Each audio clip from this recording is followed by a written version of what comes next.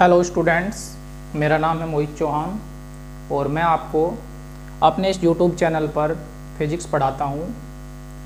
कल के लेक्चर में हमने इलेक्ट्रिक फील्ड के बारे में पढ़ा था एंड जो उससे पहला जो लेक्चर था उसके अंदर हमने कूलॉम्स लॉ के बारे में पढ़ा था। आज का जो हमारा टॉपिक है वो है इलेक्ट्रिक फील्ड लाइंस। आज का जो हमारा टॉपिक है वो है इलेक्ट्रिक फील्ड लाइंस। हमने आप लोगों को बताया था कि अगर कोई भी एक चार्ज पार्टिकल कहीं पर रखा हुआ है, तो उसके चारों ओर कुछ इमेजिनरी लाइंस होती हैं। उन लाइंस को हम इलेक्ट्रिक फील्ड लाइंस बोलते हैं। कोई भी चार्ज पार्टिकल अगर कहीं पर भी रखा हुआ है तो उसके चारों ओर कुछ इमेजिनरी लाइंस होती हैं जिन लाइंस को इलेक्ट्रिक फील्ड लाइंस बोलते हैं। यहाँ पर हम आपको सबसे पहले इलेक्ट्रिक फील्ड लाइंस की प्रॉपर्टी के बारे में बताएंगे। आखिर जो इलेक्ट्रिक फील्ड लाइंस हैं उनकी प्रॉपर्टीज़ क्या हैं इसके बारे में बताएंगे। स्टूडेंट्स, जो सबसे पहली जो प्रॉपर्टी है इलेक्ट्रिक फील्ड लाइंस की, मान लिया जाए कोई भी एक इलेक्ट्रिक फील्ड लाइंस है, जो ये एक इलेक्ट्रिक फील्ड लाइंस है इस प्रकार से। तो यहाँ पर अगर कोई भी एक पॉइंट सेलेक्ट कर लो, इस इलेक्ट्रिक फील्ड लाइंस पर अगर आपने कोई भी एक पॉइंट सेलेक्ट कर लिया तो इस पॉइंट पर खींची गई टेंजेंट, जो ये पॉइंट है, इस पॉइंट पर जो खींची गई जो टेंजेंट होगी वो इस पॉइंट पर इलेक्ट्रिक फील्ड की डायरेक्शन को बताएगी। भाई कोई भी इलेक्ट्रिक फील्ड लाइंस अगर आपके पास, उस इलेक्ट्रिक फील्ड लाइंस के ऊपर आपने कोई पॉइंट सेलेक्ट कर लिया एंड उस पॉइंट पर अगर आपने कोई भी टेंजेंट खींच दी तो उस पॉइंट पर वो टेंजेंट इलेक्ट्रिक फील्ड की डायरेक्शन को बताएगी। तो सबसे पहला पॉइंट आपके पास इलेक्ट्रिक फील्ड की डायरेक्शन को आपको कैसे बताना। दूसरा जो सेकंड पॉइंट है आपके पास, हमेशा जो इलेक्ट्रिक फील्ड लाइंस होती हैं वो प्लस क्यू चार्ज से स्टार्ट होती है। जो स्टार्टिंग पॉइंट है इलेक्ट्रिक फील्ड लाइंस का जो स्टार्टिंग पॉइंट है वो प्लस चार्ज होता है। इलेक्ट्रिक फील्ड लाइंस का जो स्टार्टिंग पॉइंट है वो प्लस चार्ज होता है एंड जो एंड पॉइंट होगा इलेक्ट्रिक फील्ड लाइंस का, जो एंड पॉइंट होता है वो माइनस चार्ज होता है। जो नेगेटिव चार्ज होगा वो इलेक्ट्रिक फील्ड लाइन का एंड पॉइंट होगा। यानी कि अगर आपके पास यहाँ पर माइनस क्यू चार्ज है, तो यहाँ पर जो इलेक्ट्रिक फील्ड लाइंस का जो एंड पॉइंट होगा वो क्या होगा, माइनस चार्ज होगा। नेगेटिव चार्ज क्या होगा, हमेशा इलेक्ट्रिक फील्ड लाइंस का एंड पॉइंट होगा। तो यहाँ पर जो इलेक्ट्रिक फील्ड की जो डायरेक्शन हुई वो प्लस से माइनस की ओर होती है। प्लस चार्ज से माइनस चार्ज की ओर हमेशा इलेक्ट्रिक फील्ड लाइंस की डायरेक्शन होती है। तो स्टूडेंट्स, ये दो प्रॉपर्टी हुई। इसके बाद हम बात करते हैं थर्ड प्रॉपर्टी की।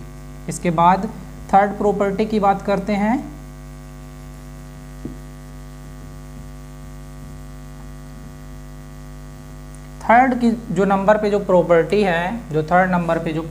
है, इलेक्ट्रिक फील्ड लाइंस होती हैं वो कभी भी एक दूसरे को इंटरसेक्ट नहीं कर सकती। अगर मान लिया जाए कोई एक इलेक्ट्रिक फील्ड लाइंस ये है एंड कोई ये इलेक्ट्रिक फील्ड लाइंस इस प्रकार से आ गई, तो यहाँ पर ये जो दो इलेक्ट्रिक फील्ड लाइंस हैं ये एक दूसरे को इंटरसेक्ट नहीं कर सकती इस प्रकार से। यानी कि आपके पास अगर ये दोनों एक दूसरे को इंटरसेक्ट कर गई तो जो आपके पास ये इंटरसेक्ट का जो ये पॉइंट मिला है, इस पॉइंट पर आप दो टेंजेंट खींच सकते हो या आपको इस पॉइंट पर दो टेंजेंट मिलेगी।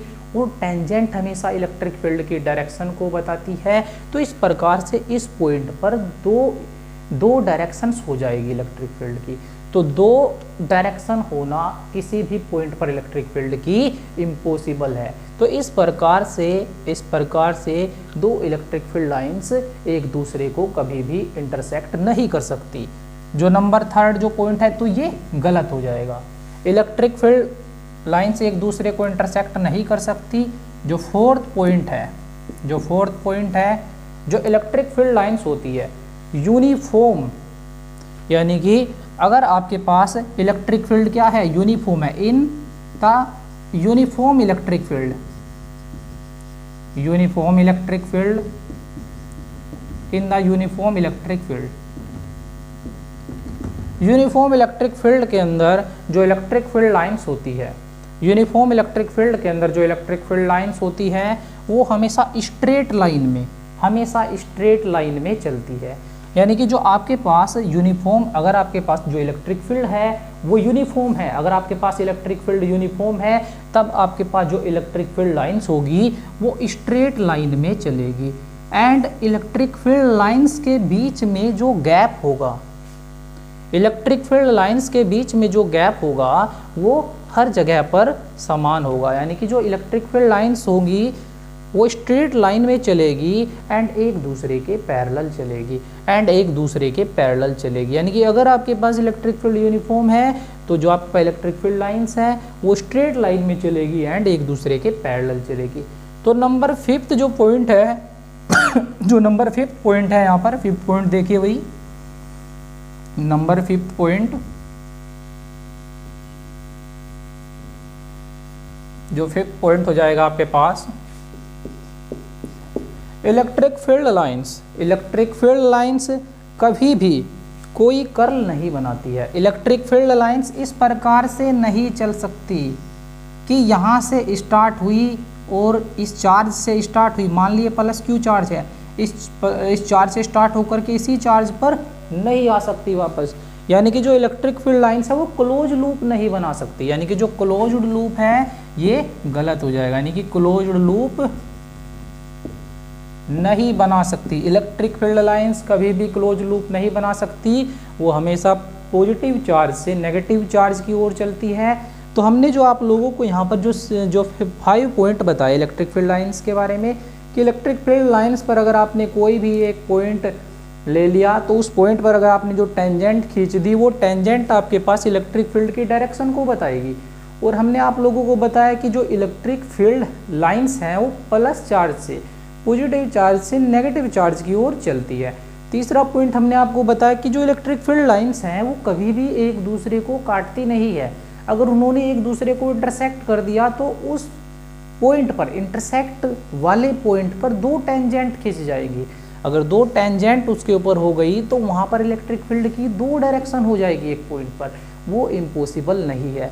तो तीसरा पॉइंट हमने आप लोगों को ये बताया। एंड जो 4th पॉइंट हमने आप लोगों को बताया कि जो इलेक्ट्रिक, अगर यूनिफॉर्म इलेक्ट्रिक फील्ड है आपके पास, अगर आपके पास यूनिफॉर्म इलेक्ट्रिक फील्ड है तो यूनिफॉर्म इलेक्ट्रिक फील्ड के अंदर जो इलेक्ट्रिक फील्ड लाइंस होती है वो स्ट्रेट लाइन में चलती है एंड पैरेलल चलती है। एंड जो 5th पॉइंट हमने आप लोगों को बताया कि इलेक्ट्रिक फील्ड लाइंस कभी भी क्लोज लूप नहीं बनाती है। जो 5वां पॉइंट हमने आपको बताया कि इलेक्ट्रिक फील्ड लाइंस कभी भी क्लोज लूप नहीं बनाती है।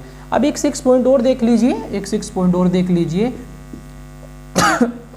अगर आपके पास कोई सरफेस है, अगर आपके पास कोई सरफेस है, इस प्रकार से कोई सरफेस है, तो हमेशा जो इलेक्ट्रिक फील्ड लाइंस होगी या तो इस सरफेस से के नॉर्मली इस सरफेस से नॉर्मली बाहर की ओर निकलेंगी या फिर नॉर्मली इस सरफेस की ओर आएंगे। अगर मान लिया जाए प्लस चार्ज है, अगर प्लस चार्ज है तो बाहर की ओर जाएंगी, अगर नेगेटिव चार्ज है तो नॉर्मली अंदर की ओर आएंगी।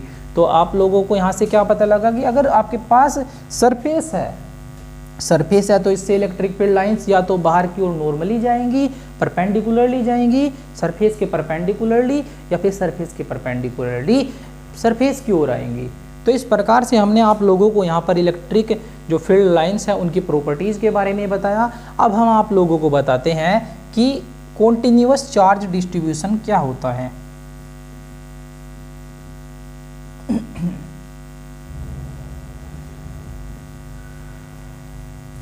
जो टॉपिक है भाई देखिए यहाँ पर देखिए भाई, जो चार्ज डिस्ट्रीब्यूशन होता है वो 2 प्रकार से हो सकता है। या तो हो सकता है भाई आपके पास डिस्क्रीट चार्ज हो, अलग अलग चार्ज हो, इस प्रकार से अलग अलग चार्ज है आपके पास, एक Q1 हो, एक Q2 हो, एक Q3 हो, इस प्रकार से Qn चार्ज है मान लिया जाए आपके पास। आपके पास क्या है, क्यू एन चार्ज है, मतलब सभी चार्ज आपके पास क्या है, डिस्क्रीट चार्ज है। और मान लिया जाए आप लोगों को यहाँ पर एक पॉइंट पी है, इसके ऊपर आपको इलेक्ट्रिक फील्ड निकालना है, तो इस प्रकार से ये डिस्टेंस आपने हर चार्ज की यहाँ से ले ली, इस प्रकार से हर चार्ज की आपने डिस्टेंस ले ली। डिस्टेंस क्या ली भाई, R1 ले ली, R2 ले ली, R3 ले ली, Rn तक ले ली, इस प्रकार से।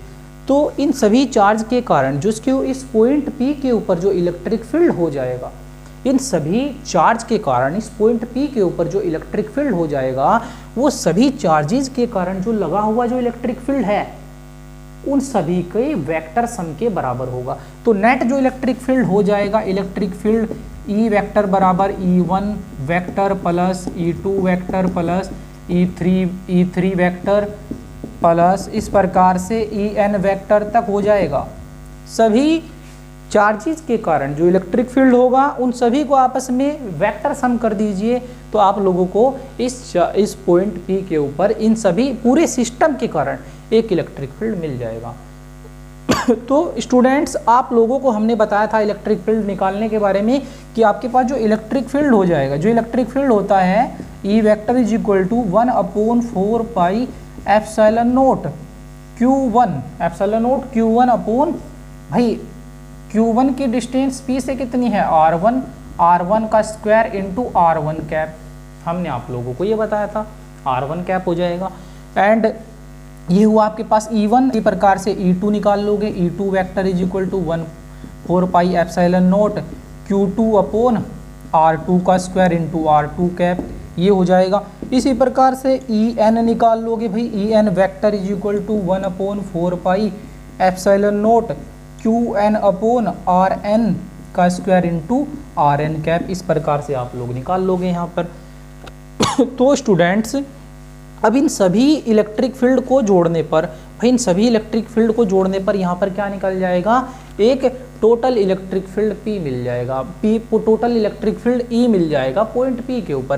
तो सभी को जोड़ दीजिए, भाई आप लोगों ने सभी को जोड़ दिया तो क्या मिलेगा, E vector is equal to 1/4 pi epsilon naught, तो भाई कॉमन आ जाएगा सभी के अंदर से, सभी के अंदर से कॉमन आ जाएगा, तो आप लोगों को क्या मिलेगा, Q1 अपॉन R1 का square R1 cap plus Q2 upon R2 का स्क्वायर R2 कैप प्लस इस प्रकार से Qn अपॉन Rn का स्क्वायर इंटू Rn कैप, इस प्रकार से आप लोगों को ये एक्सप्रेशन मिल जाएगा। तो यहाँ पर आप लोग इसको समेशन की टर्म में भी लिख सकते हो, भाई आप लोग क्या लिख सकते हो, E vector is equal to 1/4 pi epsilon naught लिख दिया, भाई Q1 1 से लेकर के n तक है, तो आप लोगों ने क्या लगा लिया, एक समेशन लगा लिया, सिग्मा लगा लिया, समेशन n बराबर 1 से लेकर के कहाँ तक है, भाई i ले लीजिए क्योंकि n तक तो है ही, i बराबर 1 से लेकर के क्या है, n तक है, तो n तक है, तो आपने यहाँ पर क्या ले लिया, Qi ले लिया एंड Ri का स्क्वायर ले लिया एंड Ri कैप ले लिया। इस प्रकार से आप लोगों के पास ये क्या मिल जाएगा, इलेक्ट्रिक फील्ड। इस पॉइंट P पर इन सभी पॉइंट चार्जेस के कारण आपके पास क्या मिल जाएगा, इलेक्ट्रिक फील्ड मिल जाएगा, जो कितना है, जो आपके पास E vector is equal to 1/4 pi epsilon naught sigma I is equal to 1 से लेकर के n तक आपके पास लिमिट है एंड Qi अपॉन Ri का स्क्वायर इंटू Ri कैप, ये आपके पास यहाँ पर क्या मिल जाएगा, इलेक्ट्रिक फील्ड मिल जाएगा इस पॉइंट P के ऊपर। भाई ये तो बात हुई डिस्क्रीट चार्ज की, अब ये तो बात हुई डिस्क्रीट चार्ज की, यहाँ पर तो क्या है, सभी चार्ज अलग अलग से, भाई अलग अलग चार्ज क्या हैं, अलग अलग चार्ज सिस्टम के अंदर रखे हुए हैं, इनकी सभी की अलग अलग डिस्टेंस है, यहाँ पर तो इस प्रकार से है। लेकिन अब हम बात करते हैं, अब जो हम बात करेंगे यहाँ पर करेंगे कॉन्टिन्यूअस चार्ज डिस्ट्रीब्यूशन की, अब जो हम बात करेंगे कॉन्टिन्यूअस चार्ज डिस्ट्रीब्यूशन की बात करेंगे। तो इस वीडियो के अंदर हम सिर्फ डिस्क्रीट चार्ज के बारे में ही बताते हैं एंड इसके बाद की जो वीडियो है उसके अंदर कॉन्टिन्यूअस चार्ज डिस्ट्रीब्यूशन बताएंगे, क्योंकि वीडियो क्या हो जाएगी, लंबी हो जाएगी, इससे ज़्यादा लेंथी वीडियो हो जाएगी जिसको आपको देखने में भी थोड़ा दिक्कत आएगी। तो इस वीडियो के अंदर हमने क्या बताया, एक तो इलेक्ट्रिक फील्ड लाइंस के बारे में बता दिया आपको, एक आप लोगों को हमने बता दिया है कि डिस्क्रीट चार्ज डिस्ट्रीब्यूशन के जो डिस्क्रीट चार्ज जो सिस्टम है उसके कारण इलेक्ट्रिक फील्ड आप P पॉइंट पर किस प्रकार से निकालोगे। तो अगर आप लोगों को ये जो प्रॉब्लम्स है समझ आई हो तो वीडियो को लाइक कीजिएगा और चैनल को सब्सक्राइब कीजिएगा, ताकि हम आपके लिए और अच्छी जो प्रॉब्लम्स हैं उनके बारे में बता सकें।